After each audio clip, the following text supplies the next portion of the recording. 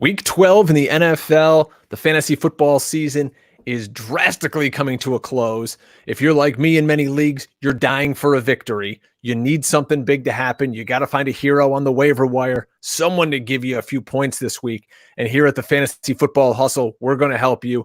We've got the main man, the analytical assassin, establish the runs, Dwain McFarland here.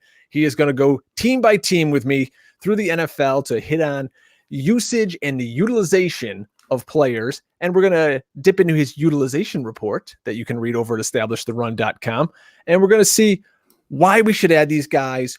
Are they playing enough? What are these coaches doing with them? Because, Dwain, I know there's got to be a lot of guys out there listening, and thanks everybody for tuning in tonight to a special primetime hustle show. I think you get to this point in the season and you kind of zone out a little bit. You're just looking at your guys on your team like, oh my God, why is Tyler Boyd not coming through for me? And maybe you stop seeing the big picture out there. And that's when you can, for lack of a better term, stop hustling and you stop picking up the players that you need to pick up. And that's why we lean on you, my friend, because you're all over every team. And we know exactly that you're going to bring us home a fantasy championship, or at least get us into the playoffs. All right, let's not go too crazy. But how are you, my friend? Welcome. Man, I'm good. No, I mean, I think you hit everything, right there perfectly. It's the time of the year. I mean, some folks are out of it, and I get it, but I mean, depending on your league setup, if you've got, something that you're still playing for, depending on how many playoff spots there are in your league, or if there's something, where you just don't want to be last place because you don't want to be the guy that has to buy everybody beer next year, or whatever the case, may be. But it's been a crazy season, Drake. I mean, so many injuries, and we've talked about this in the past, but to the quarterback position, and even for a guy like me, I write, this utilization article, the column each week for Establish the Run. And, it even affects, me, because I mean, I'm being honest here, if I'm looking at some of these receivers, like we'll talk about James Washington in a minute and the opportunity he may have, I'd be a lot more excited if Ben Roethlisberger was still the quarterback. With Mason Rudolph as the quarterback, it's kind of a bummer, I mean, but we have that across the league in so many different places, like with Cincinnati right now, they're starting a rookie quarterback, there's stuff going on with their receivers. It's just on and on. I mean, Denver, we've got some really cool emerging trends, but, Brandon Allen is your quarterback. So it can be it's especially this year, I think, more than any, because usually I don't even find myself being fatigued at this point, of the year. But even I have kind of felt it, just because it's like, oh, you unearth something, but you're like, is it even really worth anything with the quarterback they have? But yeah, we'll help people step through it, and we'll keep context and perspective, obviously, around quarterback situations and things like that as we uncover it. But, there's a lot of injuries to position players and things like that too. And, some of the players we talk about tonight could very well, help someone just get through a week until they get somebody back healthy. And if you're out of it, your season's not over. You can get back into it, play a little DFS, especially if you want to play a little DFS with Dwain and I. Thanks to everybody that came out and played with us this week on Fantasy Draft. And you kicked our balls in, if I can be so blunt.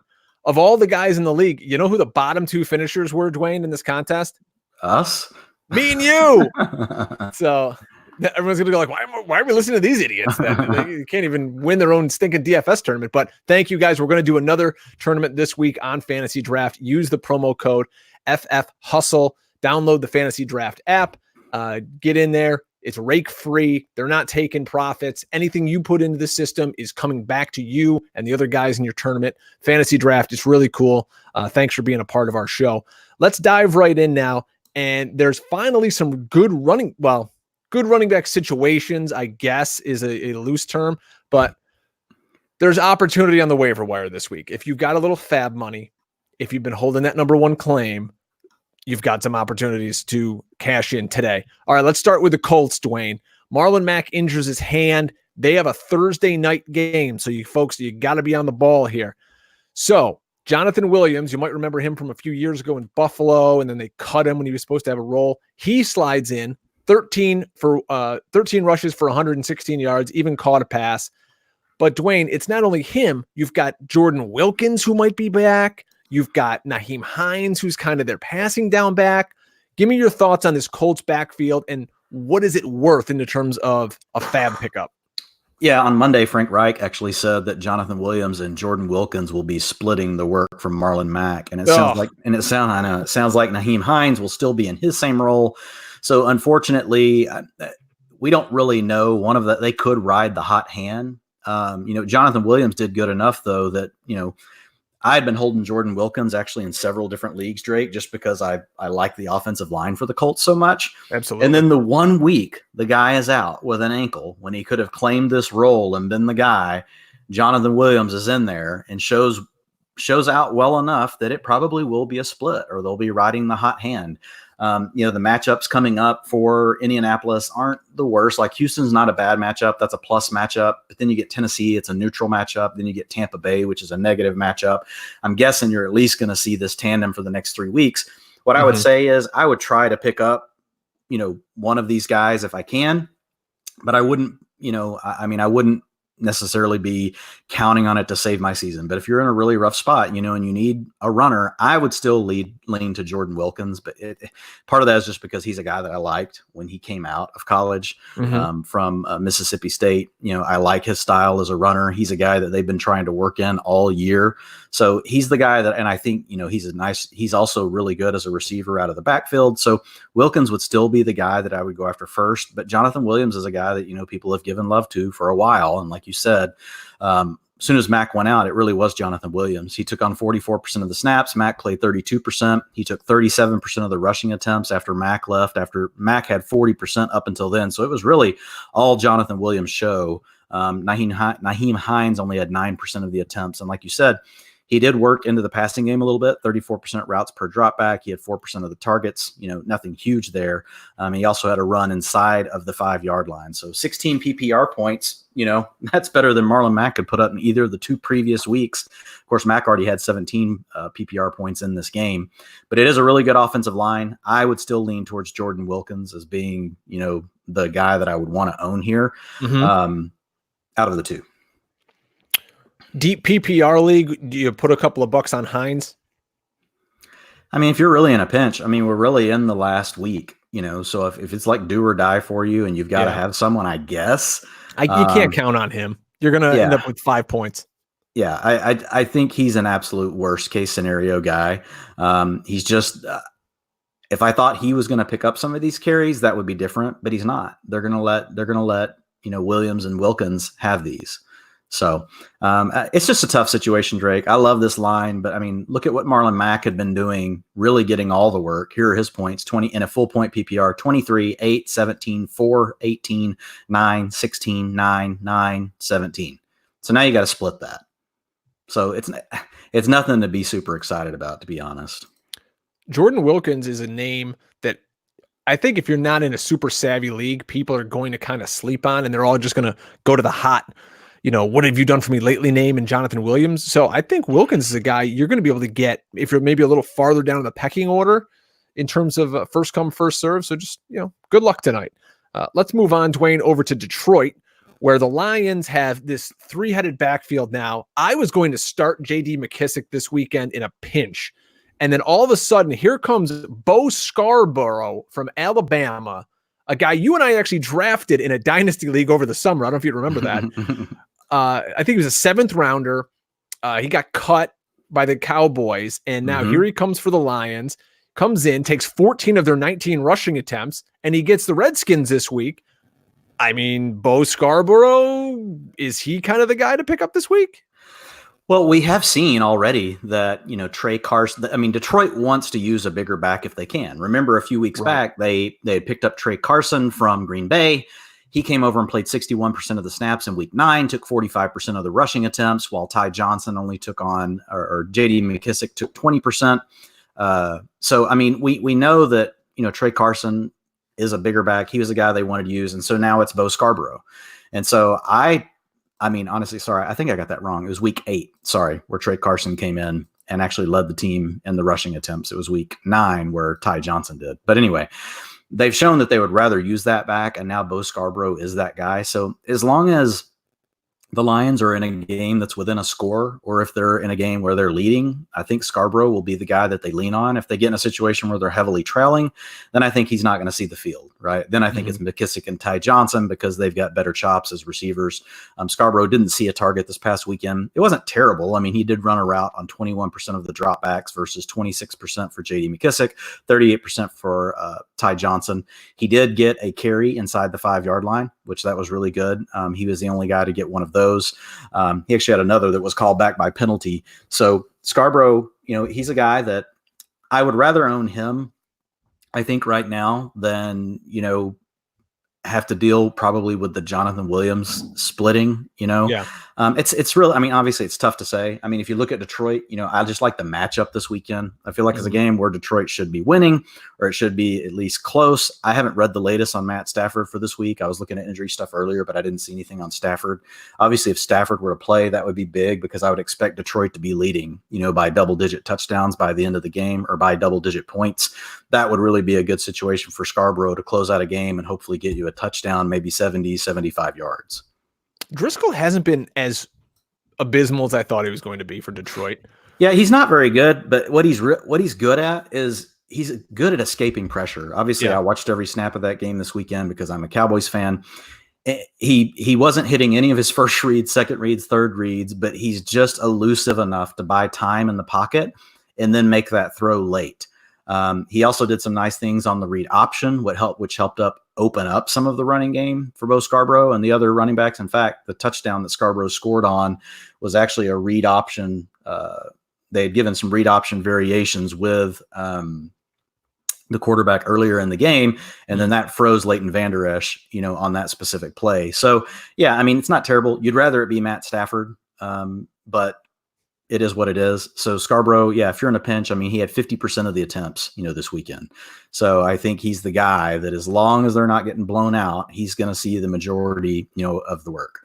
All right. These next few situations, the guys could be owned, but if you're owning these guys, you may be frustrated. You might not know what to do. So let's get Dwain's advice on it. In Arizona, if Kenyon Drake is somehow available, add him immediately. He should be the priority add, in my opinion. David Johnson just really needs to be shut down.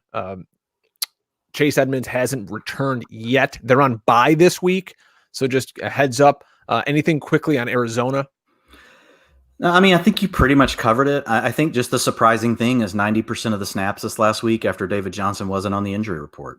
David Johnson only played 12% of the snaps, 0% of the rushing attempts, ran a route on 8% of the dropbacks. I mean, clearly they just went to Kenyon Drake. And it might just have to do with health, but right now at this point in the season, Drake is the guy that has more of the juice. His targets the last 3 weeks, 17%, 14%, 21%. I mean, and seeing the rushing attempts of 65, 56, 64%, he's a viable option, in this offense. Yeah, I don't know exactly what's going to happen when Chase Edmonds comes back. And after bye week, maybe David Johnson's healthier. There's still the risk of a 3-way committee here, Brian. But if I were to own a back in Arizona and you made me pick and say, which one do I want to own for the rest of the year? It would be Kenyon Drake. For sure. I'm a Nick Chubb owner. I'm not upset because he's getting carries. The last 2 games, he has 47 rushing attempts and 5 targets. 4 of those targets were 2 games ago.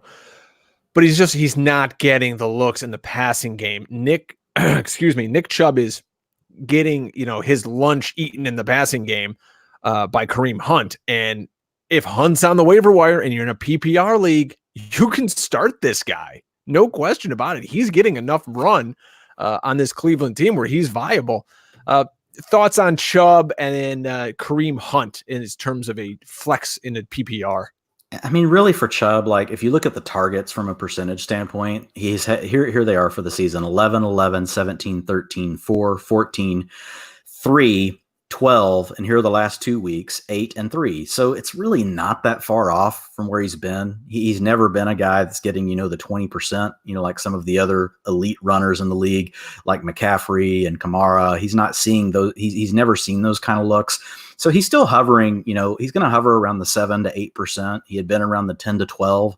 So it's not that huge of a deal. What's important is they're getting them both on the field together. We talked about that last week. If you look at this week, 73% of the snaps versus 81% the week before for Nick Chubb, and Kareem Hunt 55% and 54%. So it's not hurting Chubb as far as being on the field, which that's important, because he's out there to get the rushing attempts. Each of the last 2 weeks, 77% of the team's rushing attempts have gone through Chubb. Kareem Hunt has had 15% and 17%.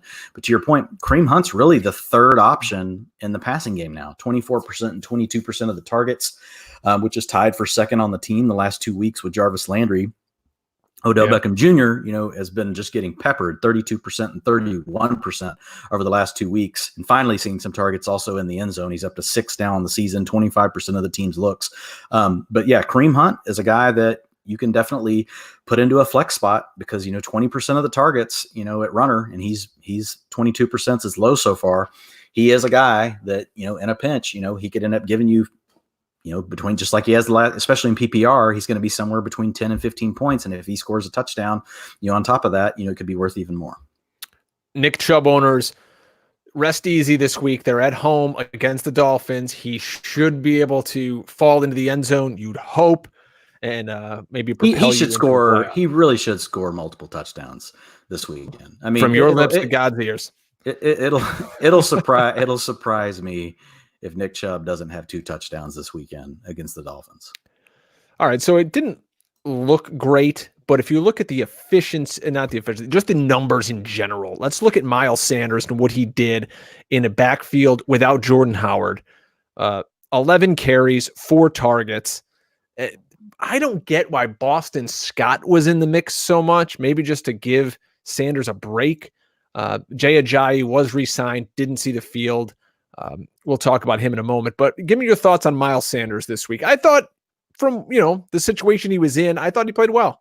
It wasn't a great matchup. You're playing against the Patriots. Mm-hmm. And Miles Sanders, like we've talked about, he's gotten better, but he still struggles to see what's in front of him to make the right decisions as a runner. And against a team like the Patriots, you just, you can't do that. They're going to make you pay for that.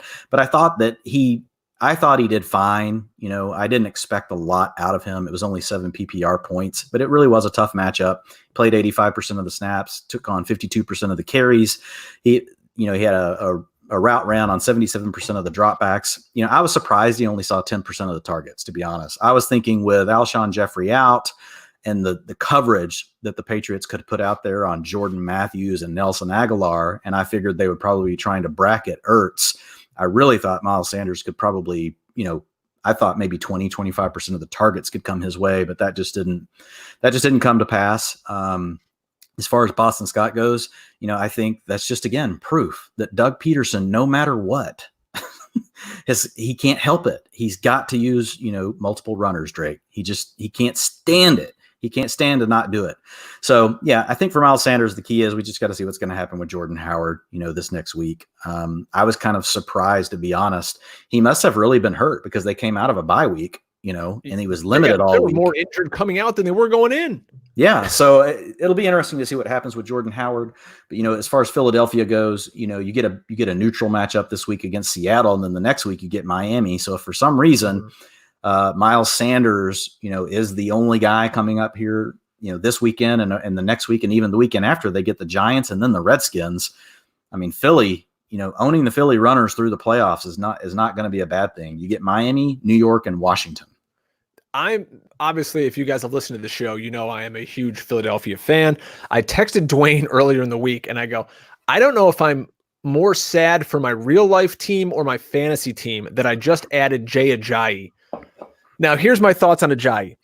I don't think he's going to be playable maybe this week. To me, though, there's a reason you bring in Jay Ajayi. You could have easily elevated D'Angelo Henderson from the practice squad. Okay, he's down there. You could have added him, or maybe just try to go through the game with the 2 backs. Darren Sproles goes to IR.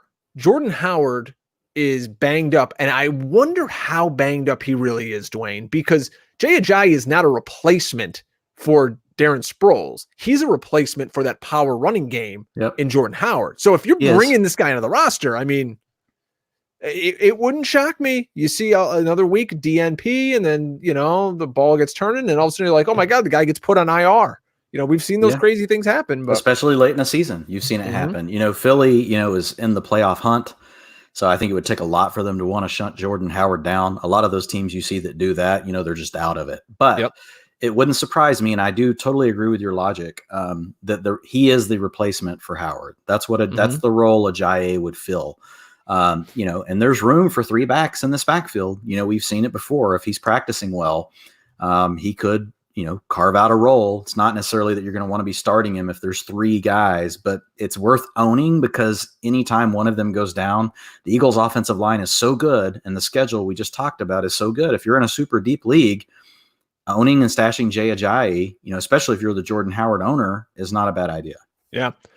All right. In Miami, Mark Walton's cut. If you read the reasons why, he's a complete scumbag. So we'll let that pass.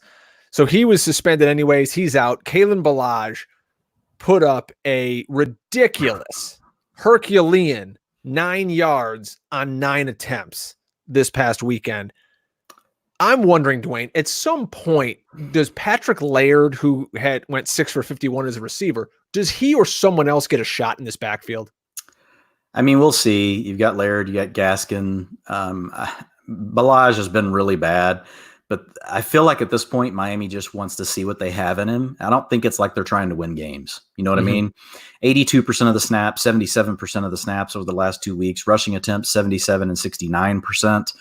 Routes per dropback, 64 and 46%, targets 12% and 13%. So it's not like you really want to start it. I don't really want to own any of this, but if I had to start somebody in a pinch from Miami, it would totally be Kalen Ballage. I think he's the only guy right now that is going to get the volume, even though we know he's very inefficient. A decent matchup this weekend versus Cleveland. Then he gets a tough matchup against Philadelphia, but then he gets 2+ matchups, the Jets and the Giants, and then the Bengals in your week 16, which many of you are playing your championship in if you haven't already finished it up in week 15.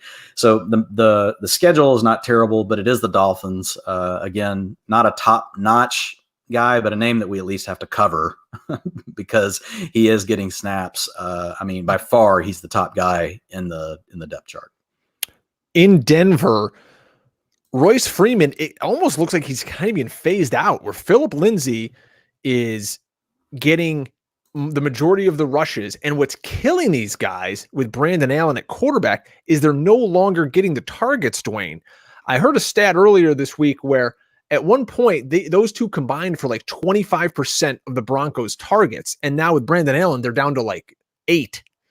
So they're just not getting the ball checked down to them, which sucks a lot of value away from a guy like Lindsay. But are you seeing that Lindsay's kind of just taken over that backfield and it's more of a one-man show? It's not completely a one-man, but it's definitely more of an A and a B. It used to be a 1A and a 1B, really them sharing, or really they were both Bs, I guess they were both 2s, a 2A and a 2B because they were splitting everything. Now Lindsay truly, this last week, his snaps jumped from 48% to 65%. And it's also paired with the fact that there were reports Sunday morning out of Denver saying that the team really wanted to move more to Philip Lindsay and to give him more opportunity because of his big playability, et cetera, et cetera. And then it did play out. So it's not like we just all of a sudden saw a bump in snaps. And then because sometimes you don't know, maybe Royce Freeman may have tweaked an ankle and we didn't know it, right? That kind of thing. That stuff happens all the time in the league that we don't even hear about. And they don't even show up on an injury report the next week sometimes. But in this case, we heard that the coaching staff had decided they wanted to get the ball to Lindsay more, and then we saw it play out in the game. So this is something that I would expect to see continue. His rushing attempts weren't that much different than normal. Lindsay took on 48%. He's at 51% for the season, but Royce Freeman's have been down the last 2 weeks, 25% and 24% of the rushing attempts, where he had been at 48 and 43 the 2 weeks before. So some of the rushing is now going to Brandon Allen via run. The quarterback is taking off. So Lindsay, though, I do think he is the clear lead rusher. And he's also the leading guy as far as the routes per dropback, 55% this last week, whereas that had been the role that really Freeman had owned, Drake. So before that, if you looked at 6 out of the last 9 games, Freeman had been over 50% routes per dropback. And now that for the first time this season, he dropped down to 29%. That was by far his lowest of the season, and Lindsey was up at 55%. So yeah, I think Philip Lindsay, again, we're talking about another offense that lost its quarterback, hasn't been very good. So It's like, what is it really worth? It's still tough, but a guy like Lindsay that is explosive as he is, getting more touches is never a bad thing. So I think he's a guy that he definitely deserves more consideration in starting lineups over the next couple of weeks. Hopefully, guys, you're following us all on Twitter. Follow the show at FF Hustle. I'm at Drake Fantasy, and you all know the great Dwain McFarland. He is at Dwain McFarland. Spell it DWAIN McFarland. What are you up to now? Like 58,000 followers or something? What do you got? I don't know. It's 12 something. That's amazing, man. Good for you. And then, of course, we do have our YouTube channel. Hopefully, some of you are checking us out there. And on Facebook, search us out at Fantasy Football Hustle Podcast. I always see a few of you liking us as the weeks go by, so that's really cool. We appreciate that. We are the only fantasy show without hats. That's going to be like kind of our new slogan going forward. I'm really digging that. I know a lot of you watch fantasy football podcasts, and we've now jumped into this video form. I don't think there's another show, Dwain, in America that doesn't wear hats. Neither of the hosts. So that's kind of our new thing now. The show without hats. We'll never wear a hat. You've worn a hat like one time, I think. I've got terrible hair. My dad is fully bald, and I'm holding on. I'm still doing okay. This lighting here doesn't do anything for me in my basement, but as you can see, my family has very freaking thick hair. Yeah, seriously. I'll be 40 this year, so I'm okay. I'm good enough. I've got an array of Eagles hats that I can wear. All right, the last running team we're going to talk about here before we switch over to the wide receivers, and it'll be the same team. What the hell happened to San Francisco, Dwain? So Raheem Mostert comes in. He splits snaps with Coleman. Neither of them do jack. I start Mostert. I see a backup running back catch a screen pass and go into the end zone. I go, yeah, there we go. It's Jeff freaking Wilson. One play he played. One play, Dwain. Not to steal your snap thunder, but no, one play for Jeff Wilson. 1%. Hey, you said the play. I'll say the percentage. 1%. Yeah, he scores. It's funny. Jeff Wilson and his 10 points. Awful. Yeah. If Breida's not there to screw me, it's the next guy. Yeah. I mean, and if you look at it, from a percentages standpoint, I mean, Coleman really did dominate. He played 63. He took 63% of the rushing attempts. 32% went to Raheem Mostert, 0%, right, to Jeff Wilson. Like you said, it was a screenplay that he caught. Coleman got another look inside the 5, brings him up to 7 on the year. So, I mean, it's a game where we really would have thought Coleman would have done more. And really, if you look at his underlying utilization with Matt Breida out, it was good enough that normally in this offense, you're going to get points out of that. He scored 9 points last week, but I would still bet on Coleman scoring 15 to 20 points if he gets this kind of workload again, if Matt Breida misses. So overall, I'm still encouraged by, if we have Breida out, you should still feel comfortable with Coleman. As far as Mostert goes, he did split the snaps, but only 30% of the rushing attempts, which really, I mean, he just took on, he took on Matt Breida's role. The week before, Breida had taken on 37% of the rushing attempts. So if you're in a pinch, Mostert's a guy that you can use. I don't even have their schedule up in front of me right now, Drake. So we've got Green Bay. Green Bay is a good one. Yeah, it's going to lead into Deebo Samuel because his schedule at corner going up against him is not great. From a running perspective, you got a good matchup this week in Green Bay with Tevin Coleman and even Mostert. If Breida's out, I would feel pretty good about that if I needed to. But yeah, let's talk some Deebo Samuel. What do you got? How about Deebo, though? 10 targets, 8 for 134. If he's on your waiver wire, folks, and you need a plug-and-play wide receiver, it doesn't get more appetizing than Mr. Samuel. This rookie's really come into play in a half-point PPR the last 2 weeks, 15.2 and 17.4. But he's going to run into Jair Alexander. Then he runs into the Ravens on the road. Then you get Marcus Lattimore and the Saints. Okay, you get a reprieve with the Falcons in week 15, but they're playing inspired football right now. Oh, and then you get Jalen Ramsey in the fantasy Super Bowl. So who knows? Maybe he can overcome that tough schedule, but if you need a guy, he's going to get targets, and there he is. Yeah, I mean, they're moving him around. So he's seen 35%, 20%, and 33% from the slot. They're trying to do some things with him. But yeah, here's what I see with him. Emmanuel Sanders has got a rib issue. It's cartilage. So that's something that could take a few weeks to get over. And it's also a thing that on any hit, right, Sanders could just be knocked out of a game. Absolutely. But really, I think what would be better for Debo going forward from here, Drake, would be if Kittle and Sanders are healthy, because of what you just said about the corners. Because if Emmanuel Sanders is healthy and he's out there, I would expect the top corner from those teams to probably go with Emmanuel Sanders. And that would open Debo up to be the guy playing on the next best corner on the team, which isn't great against Baltimore because now they've got like, 85 good corners. Yeah, they've got 85, first team all pro corners. And so, they're difficult. Lattimore, though, if you get to play, in the slot more, you get to play against Williams and some of the other guys that you get matchups with. As far as the Saints, those can be good matchups. So really for Samuel, what we want to see is for Sanders and Kittle to get better, because I think he's locked himself into his snaps and his routes per drop back. I think even when you see Emmanuel Sanders come back, I think you're going to see Debo Samuel's routes per drop back stay in the 80% range, just because, he stepped up and performed. And that's what Kyle Shanahan's been looking for all season is, hey, somebody please step up and take this thing. And since Emmanuel Sanders has arrived, Debo Samuel has really stepped up his game. If you go over to establishtheRun.com, and of course, why aren't you folks, you'll read the utilization report from Dwain McFarland. One of the guys he mentions in that article is a gentleman we talked about a week ago. And I dare say there aren't 5 other podcasts in America a week ago that were talking about Marcus Johnson from the Indianapolis Colts. And he makes the article this week, Dwain. I know. He went from us not knowing his name hardly to now he's in an article on Establish the Run. Way to go, Marcus Johnson. You've arrived. There you go. I'm not even in an article on Establish the Run. This guy's beating me. So, let's talk about this receiving core here. So it looks like T.Y. Hilton's close to returning. Devin Funchess is going to be coming off the IR. Eric Ebron missed time. They play Thursday. Who knows if he plays or not? But let's assume none of those guys play this week.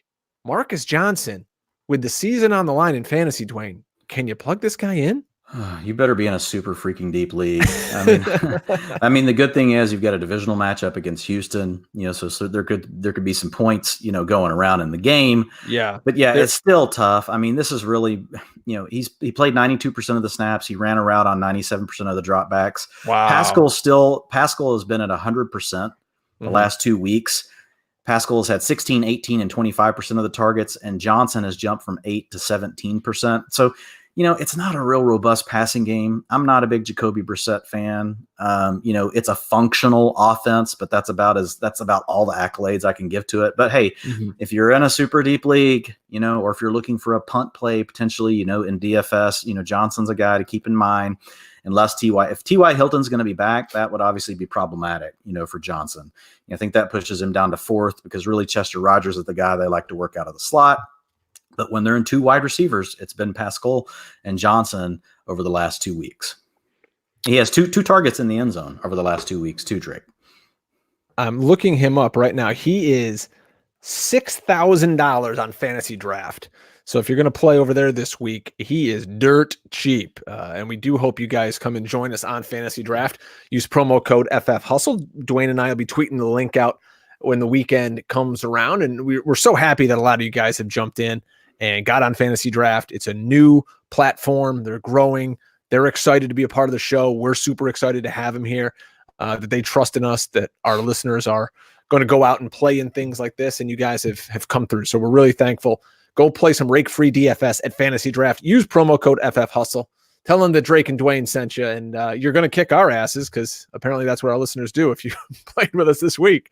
So let's keep rolling at the wide receiver position, Dwain. Sterling Shepard may return this week for the Giants. So now we've got Sterling Shepard coming back. We've got Darius Slayton before the bye that had that huge week. A lot to be excited about if you're streaming Daniel Jones, I guess, for the Giants, and they play the Bears this week on the road. If you're checking that waiver wire, people may have dropped Sterling Shepard because he's been hurt for so long. Between Shepard and Slayton, which would you rather own going forward? I would still rather own Slayton. I'm just worried about, the concussion thing with Shepard. Just, it scares me. Sure. And I think Slayton gives them something that honestly they need. They need a vertical presence on the field. And, we talked about this back when the season started, Drake. We talked about really, how's this going to work with Sterling Shepard and Golden Tate? I mean, these guys all do the same thing. Yeah, they have 25 slot receivers. Yeah, Slayton actually gives them a vertical element to their passing game. So I don't know. I mean, maybe I'm thinking too rationally, but if I were their coaching staff, to me, it makes the most sense to have the guy that can give you something different and make defenses give you respect and create cushion for the rest, and create space for the rest of your offense. Of course, knowing the way that offense works, it's a horizontal, not a vertical offense. So it probably, to be honest, it's probably Sterling Shepard still the guy to own, even though, like me thinking, strategically about football, I would much rather have a guy like Slayton out there. It's not that I don't like Sterling Shepard, but he just gives me more of the same thing that I already have. I mean, now they're going to play a lot of 11 personnel, so there's room for all three guys, to get on the field. But if I'm talking about my normal wide receiver sets where I'm in two wide receivers, and even in my heavy formations, I think Slayton is the guy that demands, the most respect from, the safeties and corners. Tyreek Hill is going to have an MRI. He hurt his hamstring. We'll see what comes out of that. They're on bye this week. Cardinals, Chiefs, Chargers, Vikings. Those are the 4 teams on bye. Let's say Tyreek Hill has to miss some time, and I've already seen it in some leagues I play in, Dwain. Mecole Hardman gets dropped. Demarcus Robinson gets dropped. Sammy Watkins gets dropped. Where are you going in this passing game of the Kansas City Chiefs? Because if you're attached to Patrick Mahomes, you're valuable in fantasy.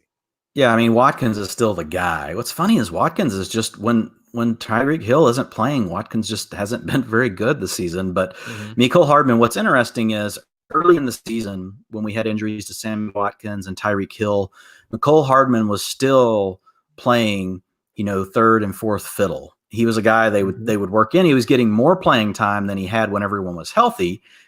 And that, whenever everybody's healthy, he sees, 20, 30%, right, of playing time.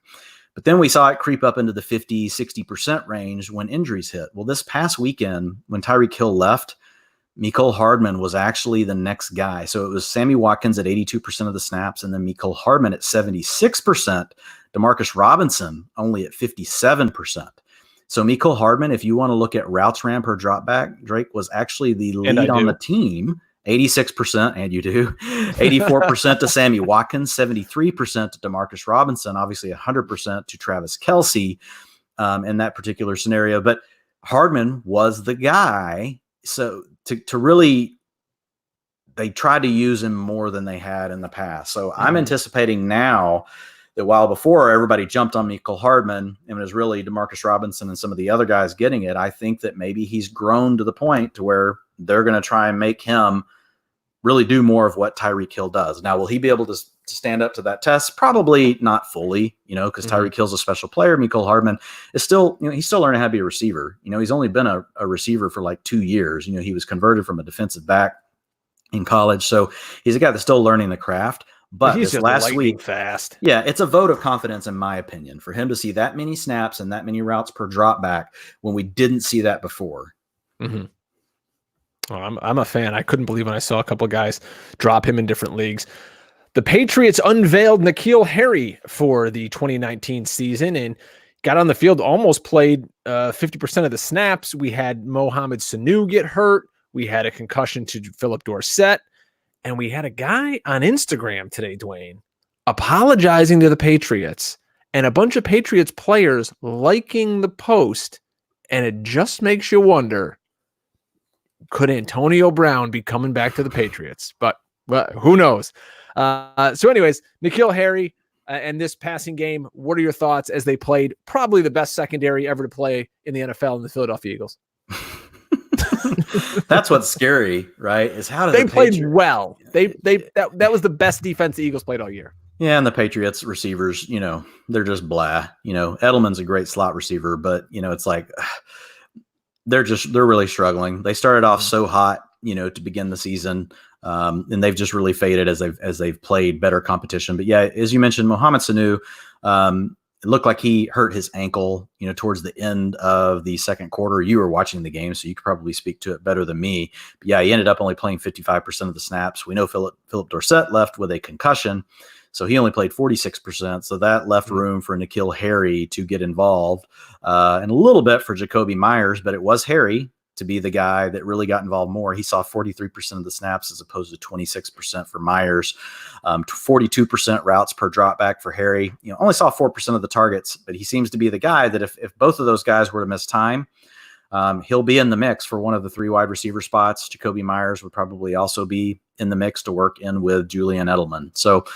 we'll see. I mean, New England, if you're looking at their schedule, versus what they had early in the season, it's tougher, but it's really not bad from a secondary standpoint. Dallas is a plus matchup. It's a plus 2.8 in a PPR setup. Then you get Houston, and then you get Kansas City, which is a plus 4.1, and then Cincinnati, which is a plus 5.2. So if for some reason N'Keal Harry were to see more playing time, whether it's due to injury or due to his role growing, there are some good matchups on the horizon for the New England Patriots, passing offense. My guess will be Sanu is not dealing with anything long-term. Concussions can be tricky, so we'll have to see with Dorsett. I can't remember, Drake, if Dorsett has had a concussion before. I want to say he has, but I don't think he's had one this season. He was hurt with something else earlier in the season. I don't know. I can't remember if it's a hamstring or what it was. But not something I'm super excited about, again, unless I'm in a super deep league. If we're talking like your normal leagues where, you're in a 10-man or an 8-man league, N'Keal Harry, unless you got a super deep bench, N'Keal Harry is not somebody that you're going to be able to depend on, not somebody you're going to be rushing out to pick up. Let's go to your hometown Cowboys here, because Randall Cobb is playing like someone who belongs in fantasy lineups. 4 of 7 on his targets, 115 yards and a touchdown. We've got Amari Cooper limping all over the field. So now in the past few weeks, he's put up 106 yards in a score, and this week 115 in a score. If Amari Cooper is as hurt as he kind of looks out there, boy, Randall Cobb deserves to be on your team and in consideration for a flex spot.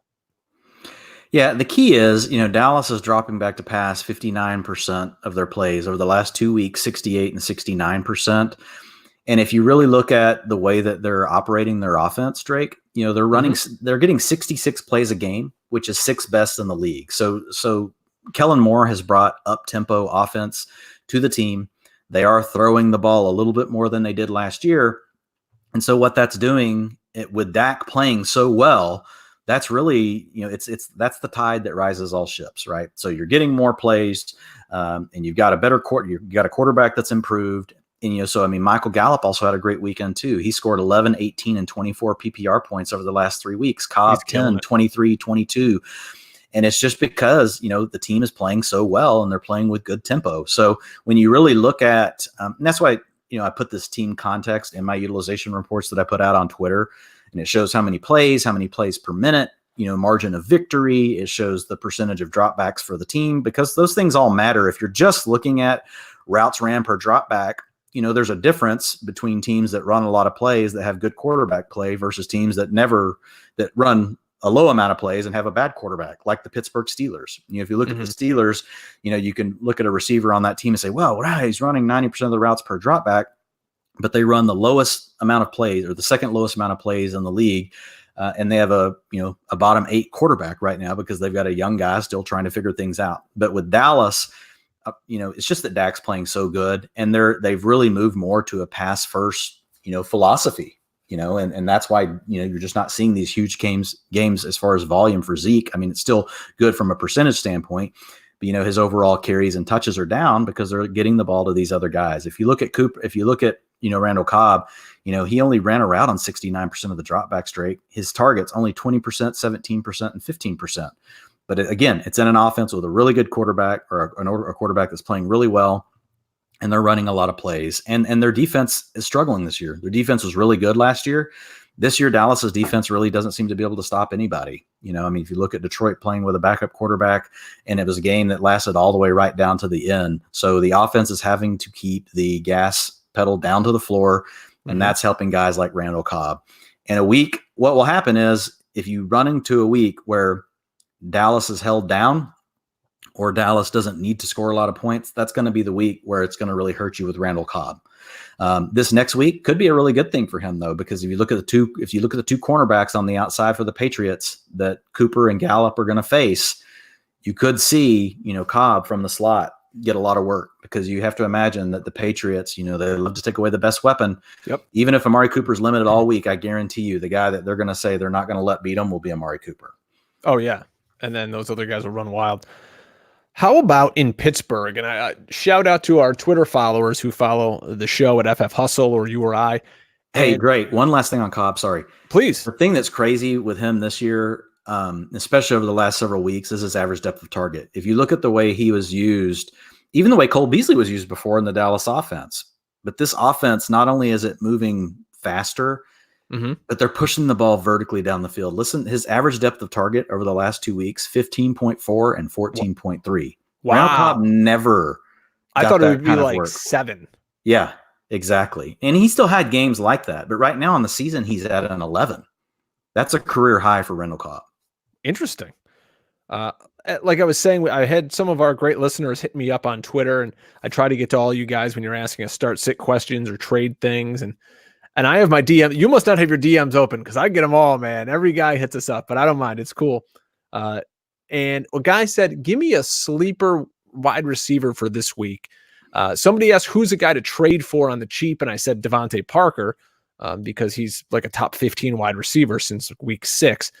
And I said, you want a sleeper wide receiver for this week? Let's go to the Pittsburgh Steelers, James Washington. This is a guy we've talked about since a year ago, it seems, Dwain. And Juju's banged up. We don't know if he's going to play. Deontay Johnson got the bejesus knocked out of him in their last game. We don't think he's going to play. They get the Bengals this week. He could be the only guy on the field. Yeah, no, James Washington is he was in my article today at Establish the Run. 85% of the snaps, 92% of the routes per drop back, only 11% of the targets. But, he did play college football with Mason Rudolph. So James Washington and Vance McDonald could very likely be the top 2 targets, along with, I would say, Jalen Samuels. That could be your 3 top targets in the passing game this coming weekend, especially if Deontay Johnson. I mean, Juju's battling a concussion and a knee issue. So I think James Washington is a guy that between the 2 of those guys, even if just one of them miss and the other one, if Juju tries to play through his knee, say he gets over the concussion, but is playing with a bad knee, you get a great matchup, against the Bengals. I don't expect there to have to be a ton of points. I expect Pittsburgh's defense to really take care of, Cincinnati with Ryan Finley playing quarterback. But you could easily come up, with a touchdown, reception, from James Washington, either down in the red zone or, just a big play, because we know that is his specialty. Great DFS punt player right there. One more wide receiver group I want to talk about, and it's a guy that I was promoting in the offseason, and I was a big Kelvin Harmon fan, and we're going to talk about the Redskins here. So he's kind of on the upswing. We've got Terry McLaurin, who I begged people, if anybody out there is touting Terry McLaurin, unfollow them on Twitter. I get that it was a great matchup last week, but his quarterback is hot garbage. He's not ready to play. Let's look at Dwayne Haskins a year or 2 from now, and maybe the story is different. Graham Barfield put out a great stat. McLaurin is averaging almost 9 points a week less in a PPR with Haskins than Keenum. You can't play this guy. Trade him if you have a trade deadline this week. But anyways, Dwayne, let's talk about Kelvin Harmon, and then I want to get your thoughts on their backfield also. Yeah, I mean, again, this is just another example of, and it's not that, Case Keenum was great or anything, but he was functional in the offense. It's just another example of what happens when your quarterback play goes downhill. What I will say about Haskins is he's actually improved each week. His average depth of target has gone from 3.6 to 6.8 to 7.1. According to Pro Football Focus, his adjusted completion percentage, which just means his on-target throws, 60%, 63%, 77%. So he's throwing the ball further down the field, and his completion percentage is going up.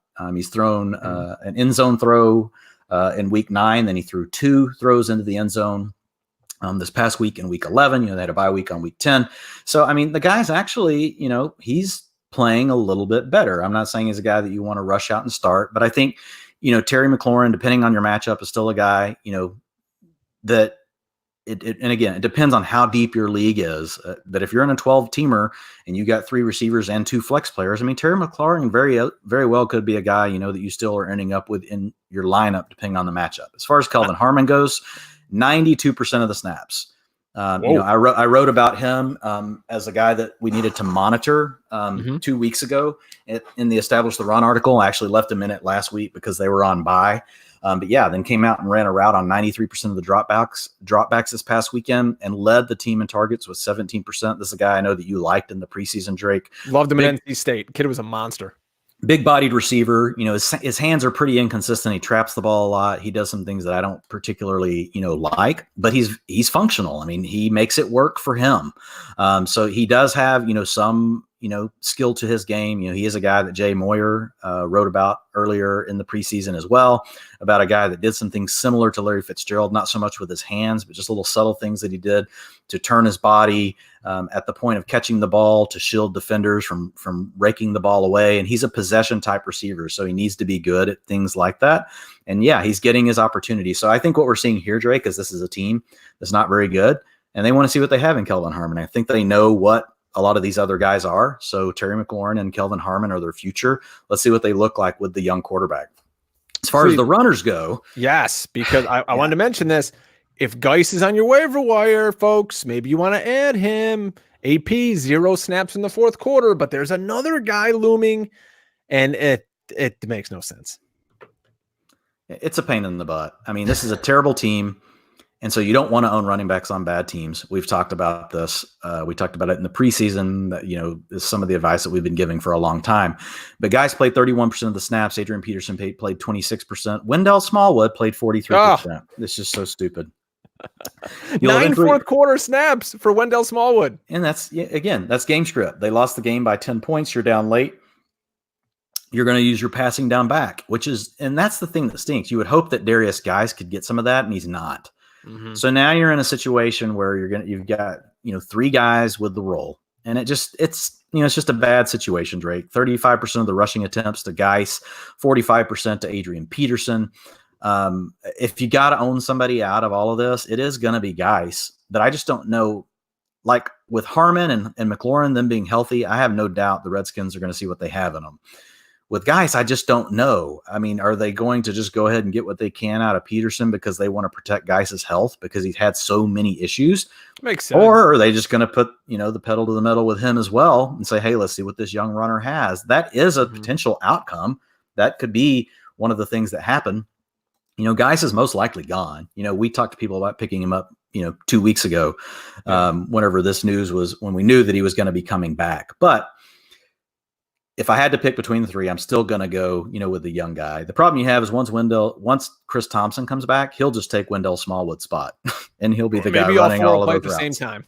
Jeez. Oh, maybe that'll be awesome. I don't really want to own any of this, but if I had to pick, it would still be Geis. A lot of guys in skank leagues out there, man. You're starting Wendell Smallwood if you have to. I feel like this is a skank season. It really is. If you want to listen to smart guys talk fantasy football and you enjoy what Dwain does, go check out the RSP Film and Data podcast he does with Mr. Jay Moyer. And Dwain, you might say, how did Dwain get that? He screwed it up for 6 weeks in a row. It's because I pulled it up on your Twitter feed, so I didn't. I knew eventually your show before the season was over, you would get it right. I would. I have faith in you. All right, let's quickly, before we get into tight ends, kind of run down. If these guys are on your waiver wire, this is who you're prioritizing this week. We didn't get into it much, but quarterback, look at the schedule Baker Mayfield has coming up. I'm not saying he's great. I'm not saying he's efficient because he's neither of those things. But his schedule coming up is Miami, then at Pittsburgh, Cincinnati, at Arizona, and then Baltimore. 3 of those 5 games, he is totally in play. All right? Maybe you want to mix in somebody else with him. How about Jacoby Brissett? He's at Houston this week, who gives up the farm to quarterbacks. I think Lamar Jackson's still scoring points on him. Then he goes and gets Tennessee at home. And then, oh, by the way, he plays at the Bucs. Another guy, if you're desperate out there, Sam Darnold. I don't trust him at all. But Oakland at Cincinnati, and then against the Dolphins. And how about our old pal, Big Dick Nick? I'm staring at I have a Sports Illustrated framed right across from me here, the Philly special. Listen to this schedule for a quarterback. At Tennessee, home for Tampa, home for the Chargers, at the Raiders, at the Falcons.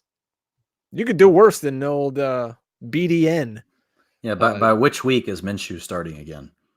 We'll see. I don't know. If you need some I'm kidding. defenses out there, how about Atlanta, Dwayne? This is a team that hasn't given up a defensive touchdown in 2 weeks, and they have 11 sacks over those 2 games. This team was a dumpster fire up until 2 weeks ago. Yeah, it's crazy. Beating New Orleans. Just beating New Orleans and Carolina. Yeah, it's wild. The Browns get the Dolphins. You get Tampa, then you got to deal with New Orleans on week 13. Then you got Carolina week 14. But yeah, I mean, Tampa Bay next week, you could get you a pick 6 out of that. Yep. If you're just looking at this week, the Browns get the Dolphins, Lions at Redskins, the Packers, although they got the 49ers this week. Looking ahead, they get the Giants, Redskins in 13-14. And the Bears. Yep. And the Eagles, we mentioned, have a great schedule upcoming too. So check those guys out. Also, I don't know if we mentioned that Jalen Samuels, if he's on your waiver wire, like go get him, of course. So let's switch over to tight end now. And Dallas Goedert played 80% of the snaps, Dwayne, a lot of them out of the slot. Overall in the season, he's tight end 9, and he has the 8th most targets. Like, I picked him up and flexed him in a league. Yeah. They're so beat up. You got to play this guy. They have nobody else. Yeah, and that's what you talked about a few weeks ago. They've just really moved to playing more of the 12 personnel. You know, that's their base offense now. And I think it's working, you know, to an extent well for them. It didn't end up, you know, panning out right for them this past weekend. But Ertz and Goddard are both really good players. So 89% and 81% of the snaps between the two of them this week. Then 90% and 73% were their routes per drop back. The thing with Goddard is, I mean, he's slowly been on a trend up now for like 5 weeks, Drake. I mean, snaps have gone from 58 to 75 to 79 to 81. And then if you look at his routes per drop back, you know, the same type of thing. You know, you've seen him jump up from sorry, I lost my spot. You see him jumped up from 42% to 55% to 64% to 73% routes per drop back for Goddard. So now, to your point, there were several guys hurt. Alshon Jeffrey, obviously Deshaun Jackson's been hurt all season, but Alshon Jeffrey wasn't able to play with an ankle. So Nelson Aguilar and Jordan Matthews were your 2 starting receivers. They saw 20 and 18% of the targets. What year is this? I don't know. But Goddard, saw 15% of the targets. You know, he's got preseason week 4. He's got 5 targets in the end zone this year. That's 23%. That's good for second on the team, whereas Zach Ertz only has 1. But Ertz, if you are an Ertz owner, you do have to feel good. 28% and 28% of the targets each of the last 2 weeks. So he is definitely back in, as you know, we talked about this a few weeks back. Hey, how these cycles come and go as far as what defenses are going to focus on based on what they're seeing over the last 3 or 4 weeks on film. And Zach Ertz is doing a nice job here over the last couple of weeks for his fantasy owners as far as receptions. Same game, opposite team. How about Hollister? Jacob Hollister is a player for the Seattle Seahawks. I would have no problem picking him up and starting him for the remainder of the season. Yeah, and we talked to people about picking him up last week. I've got in a really big league where I'm going to be in the chase for the big money. I've got to use Jacob Hollister this weekend for Hunter Henry, and I've got an option where I could put OJ Howard in. Heck no, I'm putting in Jacob Hollister all the way. Yeah, I was going to mention him. Now OJ Howard it was a weird play. The ball was kind of behind him, and it got pinned to his back and flipped up and was intercepted. He basically didn't play after that. Cam Rate comes in, goes 10 for 76 on 14 targets. The OJ Howard experiment is over. Yeah, just trade him. If I'm in a dynasty league, I'm buying OJ Howard shares all day. He just needs to go to a different team. We've seen what the guy can do in the 2 previous years until he got hurt. When you give this guy targets, you get this guy involved in your offense, and you figure it out as a coach. This is a guy that can win games for you. You know, he's just a player that's having a rough spell as far as he's had some unfortunate things happen. But as far as fantasy goes, I don't know if it'll stick heading into next week or if it was just hopefully they were hoping to just get OJ Howard's attention. But Brait played 75% of the snaps versus 24% for Howard. 81% routes per drop back, 19% for Howard, which the week before was the opposite. OJ Howard played 99% and Brait only played 18%. Ran a route on 75% of dropbacks. His routes per drop back the week before were only 11% for Brait. So it was finally like, OJ Howard's finally breaking out, and now it just flip-flops back the other way. And Brait, though, he saw by far the biggest target share for tight ends for the season. So go figure, right? The week they finally use tight ends is the week whenever they get OJ Howard out of the game, and they go to Cameron Brait 25% of the time. So I don't know that I trust it, Drake. It's going to be tough. We could very easily see OJ Howard go back to being in the lead role or them splitting it come next week. Plus, you got Mike Evans and Chris Godwin, who are still going to be Scotty Miller now popping up here, getting some run. But again, what had we seen several weeks before? You got to watch this kind of stuff. So you had seen Mike Evans have 30, 28, and 36% of the targets. So what's on film? That. Then the last 2 weeks, 13% and 16%. Why? Because teams took it away. So what's going to happen? Give it another week. Mike Evans will be the guy coming back. So it's interesting how this stuff works. We've been talking about it for 2 years. To quote friend of the show, Joe Dolan, Bruce Arians was sick of it. If you're looking for a deep tight end, and I know there's some guys in our chat room here, thanks for hanging with us, guys, looking for a few. How about former Family Guy cast member Ryan Griffin from the Jets? This was supposed to be the Chris Herndon role, but Ryan Griffin is taking it and running with it. He, caught 5 of his 5 targets for 109 yards and a touchdown this past week. Guy just doesn't seem to go away. No, and Herndon's out now. But if you look at the last several weeks, here are your Ryan Griffin PPR points: 12, 1, 23, 11, 1, and 22. So yeah, there's some stinkers in there. One of those weeks with a 1 was the week that Herndon was back. And so if you look at just the last 3 games where Herndon, really wasn't a factor, 23 PPR, 11 PPR, and 22 PPR points. Yeah. So Ryan Griffin right now is a guy that I would feel very comfortable plugging into my lineup if I needed to. Sam Darnold is kind of turning into Kirk Cousins. He's the guy that likes to work that inside interior part of the field, Drake. He likes his tight ends. He likes his slot receivers. Look at Jamison Crowder, 27% of the targets last week. He's got 23%, leading the team on the year. We might have a new Kirk Cousins in the league. He did that last year. Remember how much he loved Quincy Enunwa out of the slot last year? He was killing it. Yep. We just need him coming off here with you like that kind of thing. A good meme from him. A couple other guys you might need to pick up at tight end. David Njoku is looking to come back. Remember this guy?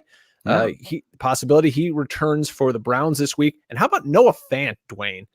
Talked about him on the last RSP, film and data podcast. You almost screwed it up. I did. I was just trying to make you feel better.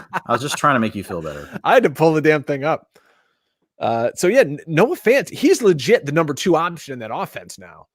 And he's getting balls. So if you need a guy, there's Noah Fant, what can you do? Since Emmanuel Sanders has been gone, Noah Fant, 20% of the targets and 23% of the targets. And then they had a bye week sandwiched in there. He's led the team in targets one of those 2 games. You still got Cortland Sutton, another name on the Denver Broncos. And this didn't even go in the article. This is for podcast listeners only. Another deep skank name, Drake. Tim Patrick. There it is. 83% of the routes per drop back. This was a guy we know that they liked. And Deshaun Hamilton is really just more of a slot guy, but he saw 21% of the targets. And this is a guy that can work down the field. Again, you're not excited about this offense. And if you're in a super deep league, Tim Patrick is a guy that looks like he's going to be getting some more work.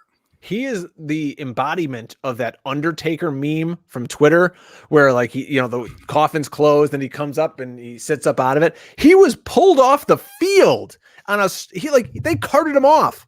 He sat on the cart and they pulled his ass to the locker room and the guy comes in, he's making one-handed catches later in the game. So kudos to you, Mr. Patrick. If you're looking for a kicker this week, we do talk a little kicker here. Jake Elliott, a good schedule coming up. Nick Folk for the Patriots. Made 3 of them this week against the Eagles. Gets some really nice matchups with the Cowboys, Texans, and Chiefs. Young Ho Koo. I don't know. I was going to mess that up, but he gets Tampa Bay, the Saints, and Tampa Bay his next 3 games. And then you had to deal with a San Francisco kicker debacle because Robbie Gould got hurt, and I know you have him on a lot of your high-stakes teams, pal. So how about McLaughlin here? He's kind of okay. Yeah, I guess. You talk kickers, not me. Yeah, well, I got another tight end out there. Just real quick on Miami, Gesicki, 86% of the snaps this last week, Drake, ran a route on 92% of the dropbacks. So just, again, Dolphins, everybody being out. And Gesicki saw 13% of the targets, but that's his highest routes per dropback rate, and that's his highest percentage of snaps all season long. So Gesicki's one other name at tight end. Wow. Here, just before we get out of here, Dwayne, I never usually do this, but we got a guy in the chat room asking a question. Start one of these running backs. We'll assume it's half-point PPR. Royce Freeman, Rex Burkhead. This is a skank league. Holy shit. So Freeman, Burkhead, Scarborough, Jonathan Williams. So Royce Freeman is playing Buffalo, and then you've got goodness gracious, Burkhead is playing Dallas. We're trying to help you here, Chris. You got Scarborough playing Washington, and then you've got Jonathan Williams playing Houston. I think I'm going with Scarborough because I expect Detroit to win the game. I like the matchup against the Redskins as far as a run defense. That's who I would go with.